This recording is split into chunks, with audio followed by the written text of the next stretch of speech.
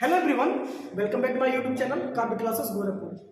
Friends, पिछले कई दिनों से हम प्रेशर ग्रुप के बारे में पढ़ रहे हैं, यानी कि दबाव समूह के बारे में पढ़ रहे हैं। दबाव समूह की विशेषता के बारे में हमने आपसे पहले वीडियो में चर्चा कर दिया था कि दबाव समूह चाहे अमेरिका हो, भारत हो, कहीं भी हो, दुनिया के तमाम देशों में दबाव समूह जो है वो उनका प्रभाव फैला हुआ है। अलग अलग देशों में अलग अलग दबाव समूहों की अपनी डिमांड होती है, उनका अलग अपना प्रभाव होता है।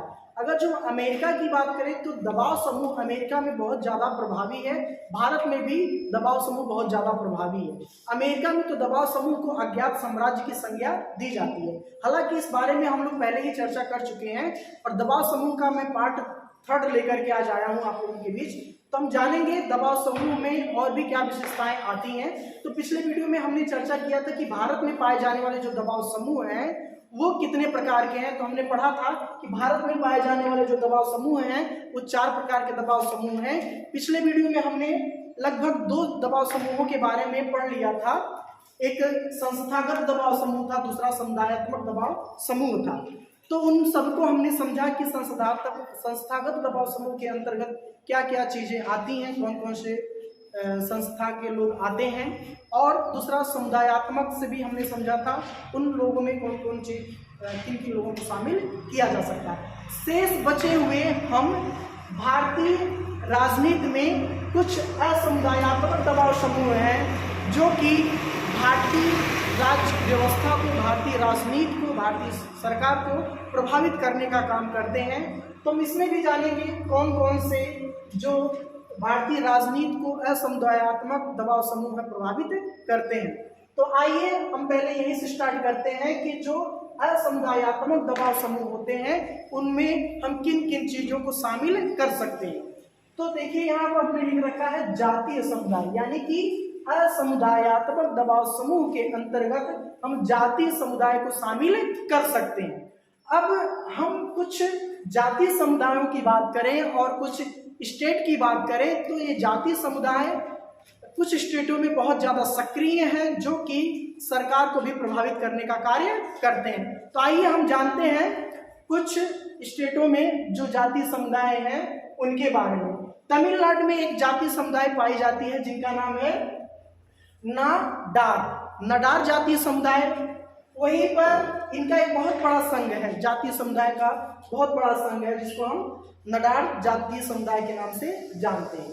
अगर जो हम आंध्र प्रदेश की बात करें तो आंध्र प्रदेश में कुछ जातीय समुदाय बहुत ज्यादा सक्रिय हैं, जिनमें एक जातीय समुदाय है कामम्मा और दूसरा एक रेड्डी समुदाय है, वह भी बहुत ज्यादा आंध्र प्रदेश में सक्रिय है। अगर जो हम राजस्थान में जातीय समुदाय की बात करें तो जान पाएंगे कि राजस्थान में एक जाट समुदाय है और दूसरा राजपूत समुदाय है, ये बहुत ज्यादा वहां पर सक्रिय है। और अगर जो हम जातीय समुदाय गुजरात की बात करें तो एक क्षत्रिय महासभा का संगठन है, वहां का दबाव समूह है, वो गुजरात में बहुत ज्यादा सक्रिय समुदाय है। तो हम समझ पा रहे हैं कि असमुदायात्मक दबाव समूह में जाति को प्रभावित करने वाले दबाव समूह बहुत ज्यादा है। अब हम बात करते हैं कुछ ऐसे दबाव समूह के बारे में जो गांधीवादी विचारधारा से ताल्लुकात रखते हैं, संबंध रखते हैं। तो वो गांधीवादी समुदाय से संबंध रखने वाले कौन से दबाव समूह हैं? तो हमने यहाँ पर लिख रखा है गांधीवादी समुदाय, यानी कि सर्व सेवा संघ, दूसरा सर्वोदय भूदान, तीसरा खादी ग्रामोद्योग, अगला है गांधी संघ गांधी शांति प्रतिष्ठान।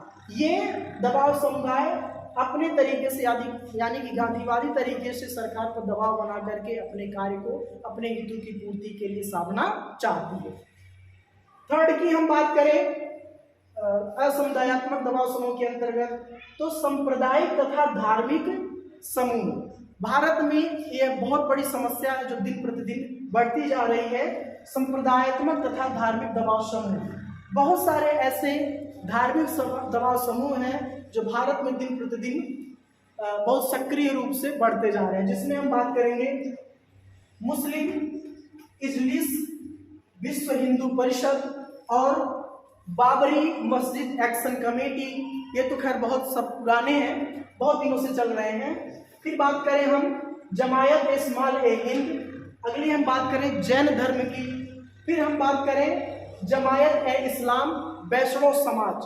ये सब भारत में सांप्रदायिक धार्मिक दबाव समूह से संबंध रखने वाले दबाव समूह हैं। अगले की हम बात करें भाषागत समुदाय के बारे में, तो आप जानते होंगे यदि आपने पॉलिटिकल साइंस सब्जेक्ट ले रखा होगा तो पढ़ा होगा कि भाषा के आधार पर, जैसे कि जब भारत को स्वतंत्रता मिली, राज्य पुनर्गठन आयोग आया, उसके बाद धीरे धीरे भाषा के आधार पर भारत में राज्यों के गठन की मांग उठने लगी। तो उसमें आपने पढ़ा होगा कि भाषा के आधार पर सबसे पहले गठित होने वाला जो राज्य है वो आंध्र प्रदेश का नाम सबसे पहले आता है। तो आंध्र प्रदेश भाषा के आधार पर राज्य गठन करने के लिए बहुत सारे वहाँ के लोगों ने आंदोलन किया था। मुझे इनका नाम नहीं याद आ रहा था जिनके नेतृत्व में आंदोलन किया गया था। उस दौरान पंडित जवाहरलाल नेहरू की सरकार थी और अनशन करने वाले जो थे, धरना देने वाले थे, उनमें से एक की मृत्यु हो जाती है और उसके बाद से ही भाषा के आधार पर राज्यों का निर्माण करना भारत में शुरू हो जाता है, जो कि 1953 में हुआ था सबसे पहले आंध्र प्रदेश का। उसके बाद हम बात करें 1960 में फिर निर्माण होता है महाराष्ट्र का और गुजरात का। 1960 में भाषा के आधार पर गठित होने वाले राज्य महाराष्ट्रियन, गुजरातियन। और फिर 1966 की हम बात करें तो पंजाब भी, जहाँ पर वहाँ की मदर लैंग्वेज पंजाबी है। इस तरह से भाषागत समुदाय के आधार पर भी इसका निर्माण होना शुरू हो गया। अब हम जानेंगे जो भारतीय दबाव समूह में एक सक्रिय दबाव समूह जो है आता है भारतीय राजनीति में प्रदर्शनकारी दबाव समूह, यानी कि इन दबाव समूहों का जो कार्य करने का तरीका होता है वो बहुत ही खतरनाक होता है, या यूं कह लें हिंसात्मक होता है। जहां पर भी ये प्रदर्शन करने जाते हैं, अपने प्रदर्शन करने का तरीका अहिंसात्मक ना होते हुए हिंसात्मक होता है, यानी कि शांतिप्रिय तरीके से अपनी बात मनवाने के लिए ये सरकार में विश्वास नहीं रखते, बल्कि इनका मानना है कि जैसे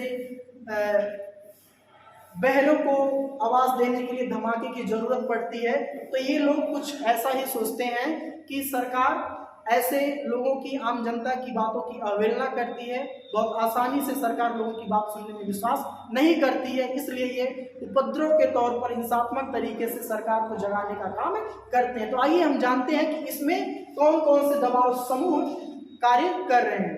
अगर जो हम जम्मू और कश्मीर की बात करें तो वहां पर एक दबाव समूह है लिबरेशन फ्रंट।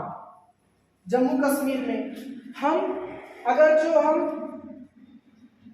दूसरे जगह की बात करें तो बब्बर खालसा सिख स्टूडेंट फेडरेशन।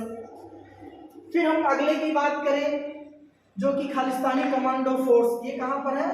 पंजाब में ये सब दबाव समूह सक्रिय हैं, पंजाब में। अगर जो उल्फा दबाव समूह की बात करें तो ये आसाम में है मित्रों। कई बार कंपटीशन में उल्फा दबाव समूह कहाँ पर है या उल्फा का संबंध किस स्टेट से है, बहुत सारी परीक्षा में ये प्रश्न देखने को मिला है। तो निश्चित रूप से अगर जो आप लोग ध्यान पूर्वक चीजों को पढ़ेंगे तो ये चीजें आपके काम आने वाली है। अब वहीं पर बात करें रणवीर सेना कहाँ पर बहुत ज्यादा सक्रिय है, कहाँ का दबाव समूह का संगठन है, तो मित्रों ये बिहार का दबाव समूह का संगठन है। तो आशा करता हूँ कि ये वीडियो आपको पसंद आया होगा। मिलते हैं अगले वीडियो में, तब तक के लिए जय हिंद, वंदे मातरम।